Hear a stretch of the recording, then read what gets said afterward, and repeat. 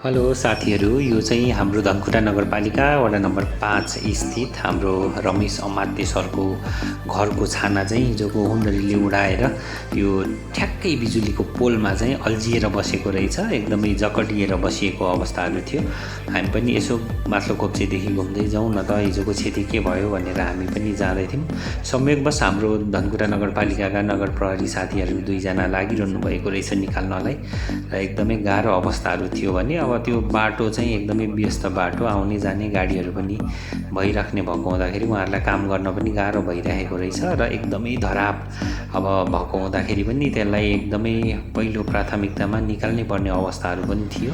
त्यो भएको हुँदा हामी घुम्दै गयौँ र हाम्रो खेमजीलाई आइडिया लगाएर कसरी त्यसलाई तल झार्ने भनेर लाग्नुभयो। छानामा चढेर त्यसलाई निकाल्नपट्टि लाग्नुभयो भने म भने चाहिँ सानो सानो भिडियो बनाउनु र अब आउने जाने बाटोमा चाहिँ सडकमा रहेर चाहिँ बाइकलाई गाडीलाई रोक्दै छेक्दै बस्ने काम गर्यो। अन्ततः उहाँहरूको आइडिया लगाएर तल त्यसलाई झारियो। झारिसकेपछि अब गाडीहरू जाम भएको कारणले त्यसलाई थन्काइ मनकाइ पनि गर्न पर्छ भनेर हामीले चाहिँ यसरी आजको चाहिँ काम गरेर फर्क्यौँ है साथीहरू। अब धेरैतिर यस्तो बेहालको अवस्थाहरू छ। हुरीहरू आउने मौसम भएको हुँदा सबैजना सुरक्षित रहौँ भन्न चाहन्छु।